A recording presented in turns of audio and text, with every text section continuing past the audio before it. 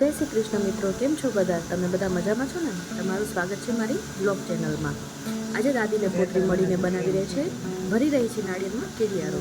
શું કરો હર્ષી? કીડીયારો ભરી દે. કીડીયારો ખાવાનું કીડીને મમ્મા. હા, તે કીડીનું ખાવાનું ને. ભાલે. પછી ક્યાં રાખશો આને? ત્યાં કીડી ગણી છે. કીડી ગણી હશે ત્યાં દબાઈ દેશો કે એમને મૂકી આવશો? દબાઈ દેશું બા. દબાઈ દેશો. શું શું નાખ્યું એમાં? જો તલ નાખ્યા, હા ખાંડ નાખી, ઘી નાખ્યું, હા ચોખા નાખ્યા, એ બધું કરીને બનાવીએ ચૈત્ર મહિનાની કીડીયારો. અરે હાલ કે દાદી પોતરી આપણે આ કામ કરી લઈ. આજે દાદી ને પોતરી બે ભેગી થઈને કીડિયારું પૂરવા માંડી હોય. ચૈત્ર મહિનાના કીડીને ખાવા માટે દાન. ગામ જમાડશે હવે આખા કીડીના.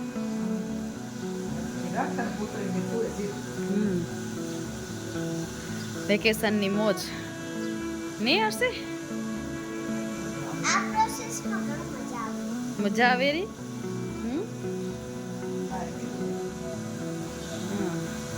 એક બાજુ કીડીને ખાવાનું બીજું પીસાય ને બીજી બાજુ અહીંયા કીડીનું નાળિયેર ભરાય. નાળિયેરની અંદર કીડીનું ખાવાનું બનાવી મમ્મીએ ઘી ને બધું નાખી મિક્સ કરીને ભરે બે.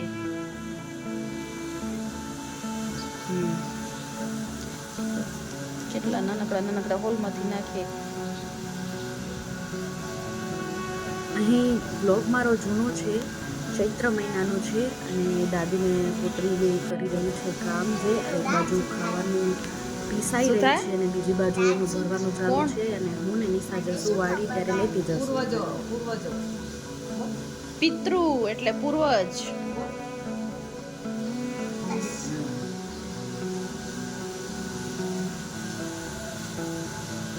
અહીં મેં આજે બનાવ્યું હતું વેસ્ટમાંથી બેસ્ટ, મતલબ કે એક નાના ફેબ્રિકમાંથી મેં એક સરસ મજાની 5 પોકેટવાળી 5 ખાનાવાળી પર્સ, હેન્ડ પર્સ બનાવી હતી.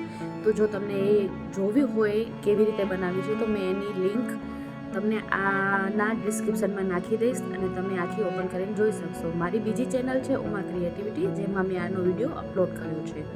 તો આ હેન્ડ પર્સ કેવી બની છે તમે મને કમેન્ટ કરીને જરૂર કહેજો. એક જ નાના ટુકડામાંથી બસ 5 ખાનાવાળી પર્સ બનાવી છે ને સરસ. તમને કેવી લાગી? મને તો બહુ ગમી છે. અને ત્યાર પછી 3 ભાઈ બહેન ગોઠવાઈ ગયા છે ટીવીની સામે. અત્યારે નાસ્તો પણ ચાલુ છે અને ટીવી જોવાની પણ ચાલુ છે. અને પૂર્વાંશનો હજી આંખ પણ નથી ખુલી. બપોરના નાસ્તો ચાલુ છે એનો આંખ ખુલી નથી.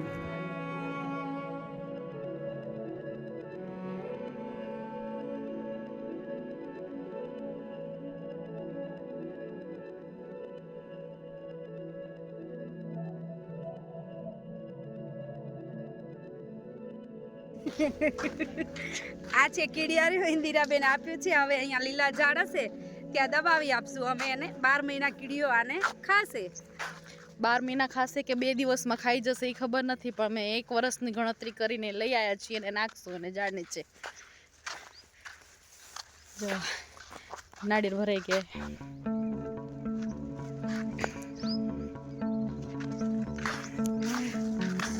અમે વાડીએ પહોંચી આવ્યા છીએ અને સામે લીલાબેન બળતણ કાપે છે. તો તમને હવે લીલાબેનની મુલાકાત કરાવીએ.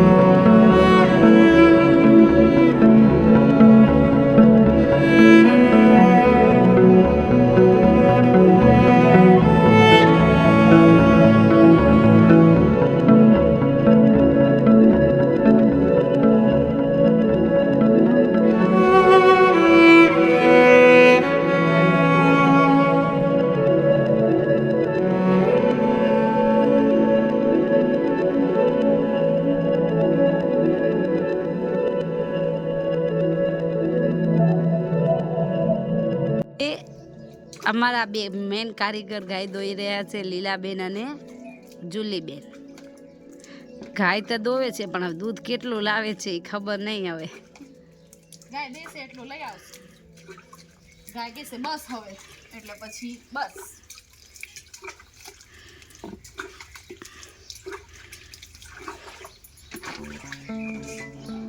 ગાય એના જેવી ડાઈ છે એટલે વાંધો નથી, નહીતર તો પ્રોબ્લેમ થાય.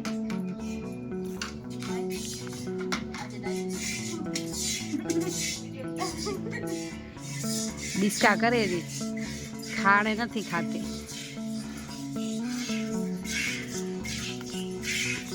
વાસણ તો બે અલગ લઈને બેઠ્યું છે, જાણે આખી બેણીને પોવાલીને ડોલ ભરાવાની હોય ને એવી રીતે. Four safety.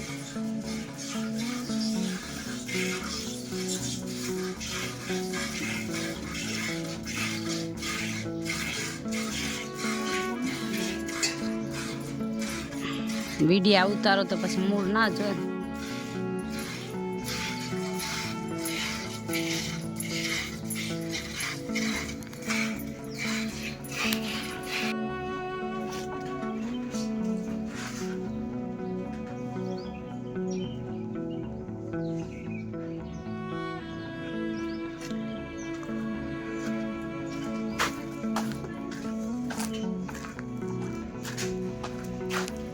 ગાય દોવાઈ ગઈ, હવે આવી પાછા જશું ઘરે.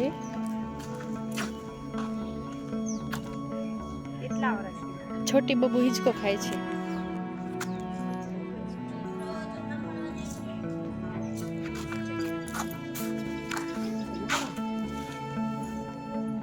અમારા નવા સબસ્ક્રાઇબર અમારા આવે છે. ના અડી જાય મેં ખાતો